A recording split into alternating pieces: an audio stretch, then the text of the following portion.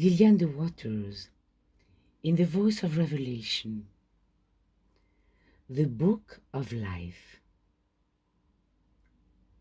Let us now consider a source of knowledge sincerely believed by many to be supreme in the field of spiritual light, and to contain knowledge which cannot be superseded, namely the Bible. Here is a book which Christian nations believe to be inspired truth, not to be questioned. Why should this be, when in all other realms of knowledge and all other departments of life, the new ideas, new inventions, and new discoveries, which are going on continually, are accepted with delight and utilized generally? Should not the searcher for that which is perfect knowledge joyfully accept new revelation of truth as known today, rather than depend upon doctrines and creeds of past ages? It is a marvelous, glorious fact which remains inviolate, that it is the nature of truth to reveal itself continually to the pure in heart, in ever-expanding brightness of light, vision, and experience. Reality and truth ever abide within us, even right in the present, here and now. In spite of all religious books, preachings, and teachings, no heart has ever been able to reconcile a perfect Creator with sin, sorrow, want, war, punishment, destruction, and death. Regardless of all beliefs and doctrines, everyone is still longing for a joy without sorrow, for peace, harmony, and happiness without discord, hostility, or destruction. Hungry hearts continue to ask for the answer pertaining to the origin of evil in a world of ever-present God. Daring questions, if allowed free and spontaneous utterance from the heart, with its persistence and insistence, its native, pristine purity and oneness, are bound to receive amazing and astonishing answers, and right from the heart itself. Let us dare to give utterance to the heart's burning questions. For instance, the following: how could sinless God sin even one sin to punish or forgive? Again, how could sinless God see even one sin to punish or forgive, not to mention a whole world of sin and sinners?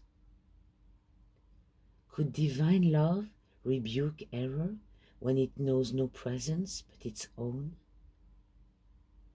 Could there be God and sin, God and pain, God and punishment, God and war or destruction?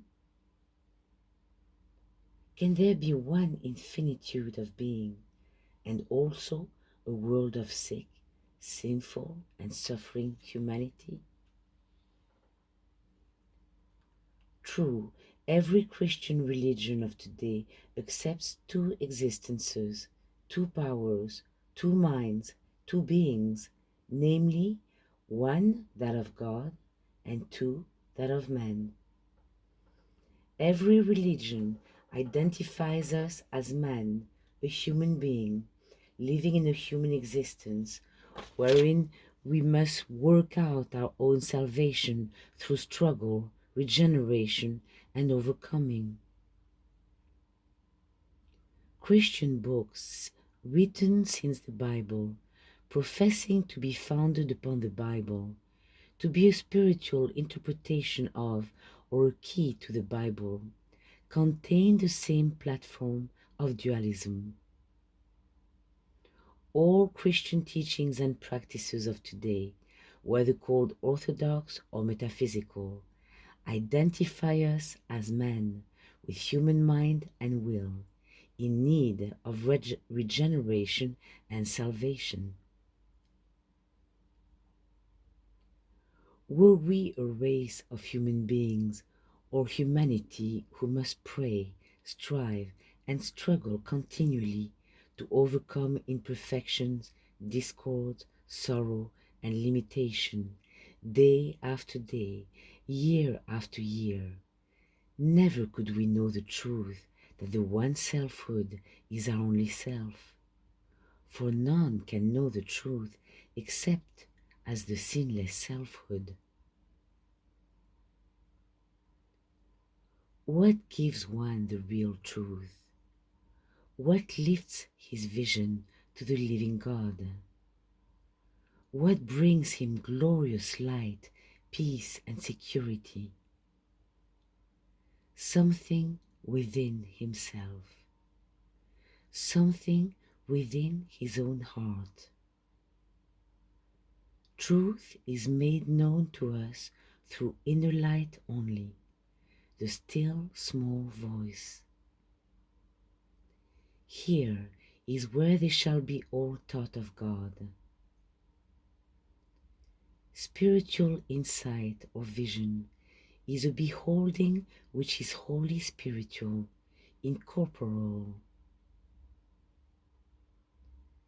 To see truth as it is, in its simplicity, purity, and glory, we must be willing to look away from book, doctrine, and person to God direct. To hear spiritually, we must be deaf to everyone and everything which treats of another mind, another power, another existence and world beside the one God. What do we see? What do we feel? And what do we know spiritually of God direct?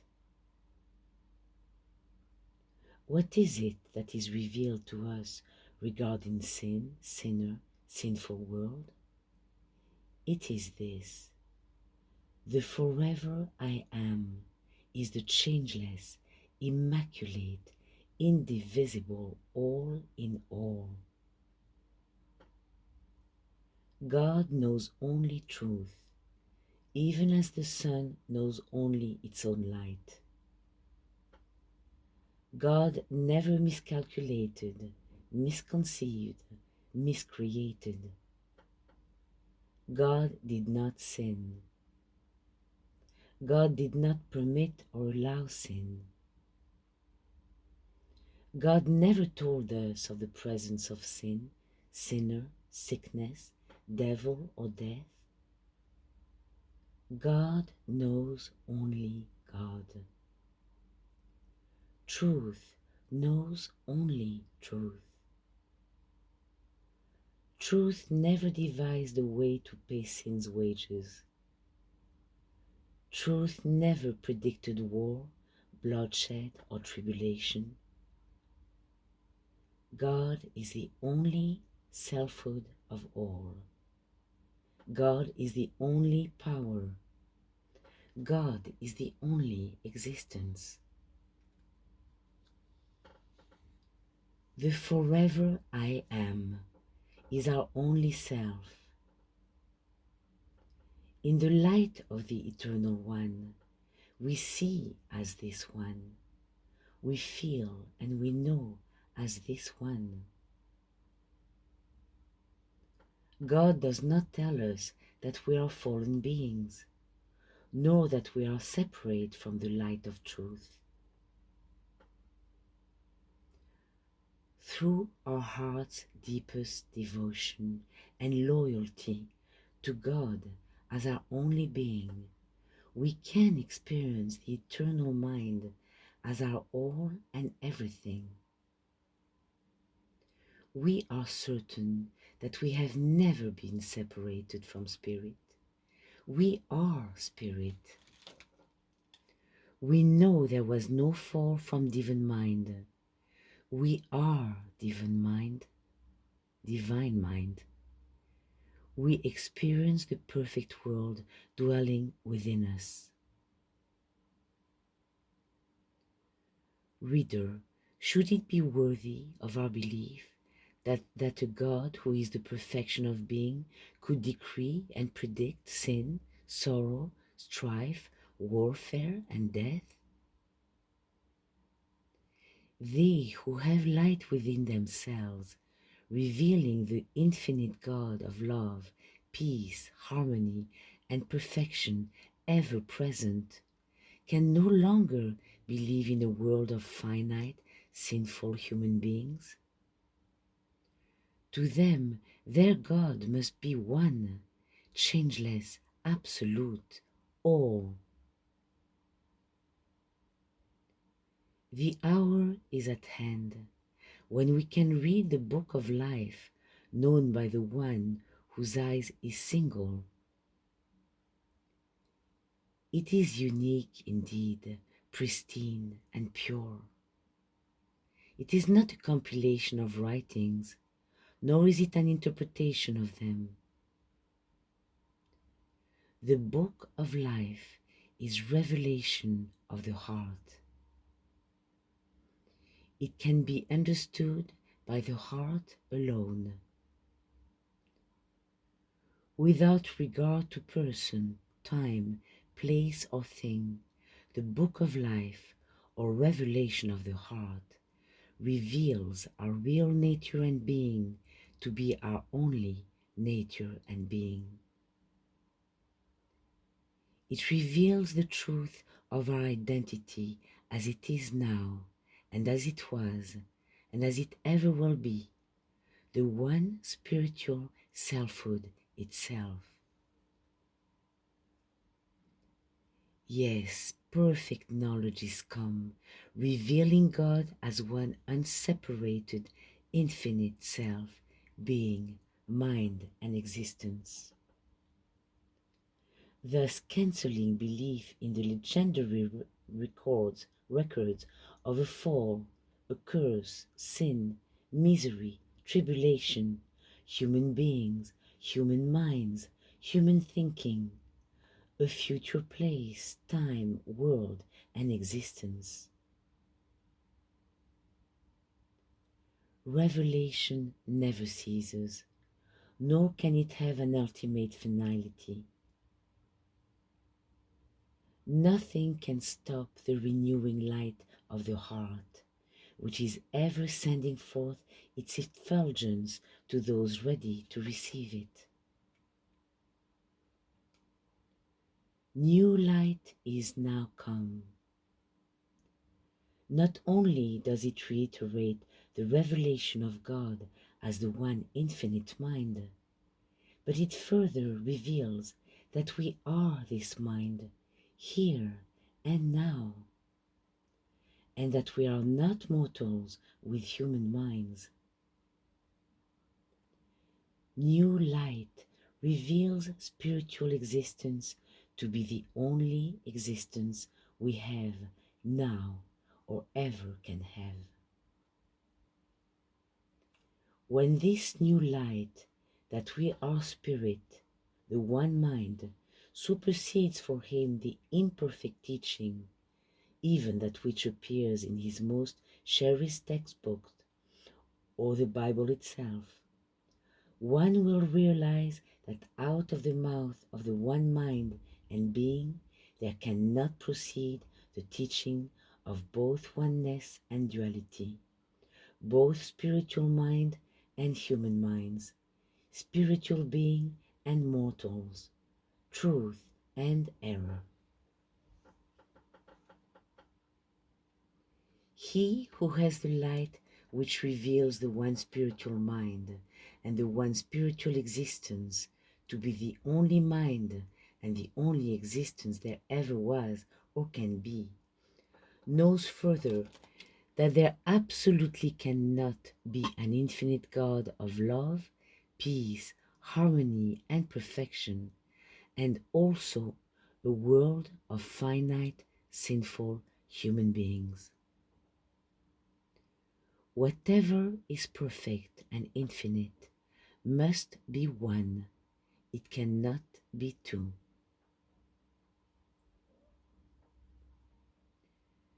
In all scriptures, including the Christian Bible, we find not only absolute truth or perfect knowledge, but also mythology and duality, recorded side by side. The heart, which is devoted to the light of truth above all else, is pure enough to admit new revelation. He who has the discernment bestowed upon him by self-revelation will cease to accept any longer the dualistic doctrines of another being, mind, power, and existence beside God, the One. He will not accept any longer the teaching based upon himself as a human being, man, or mind, which in turn is based upon the scriptural doctrine called the fall of man. The fact and reality is revealed. God is infinite, spiritual self and mind, and there is none else. Out of this oneness, it follows we have no human mind or consciousness. God self, God mind, and God consciousness exists alone. No other consciousness has ever existed. This is the perfect knowledge, superseding the teaching that we are a human man or a mortal, to reach perfection through evolution, progress, or translation. The widespread teaching that the human mind can be imbued with understanding, or that mortals can improve their beliefs through progressive human footsteps, though it has brought blessings as a temporary compensation, yet such results were part and parcel of imperfect knowledge which shall be discarded. Recognized as based upon the belief that we are mortals or human beings, such teaching will become useless and be brought to an end. Understanding a myth to be something in imagination only, containing neither truth nor reality, one should dismiss it. There was never the birth of a single mortal, never a fallen being. The infinite whole exists without beginning, separation, or end. Through the revelation of oneness as allness, changeless, timeless, absolute, we come face to face with ourself which reigns alone. It is without cause, effect, history, or purpose.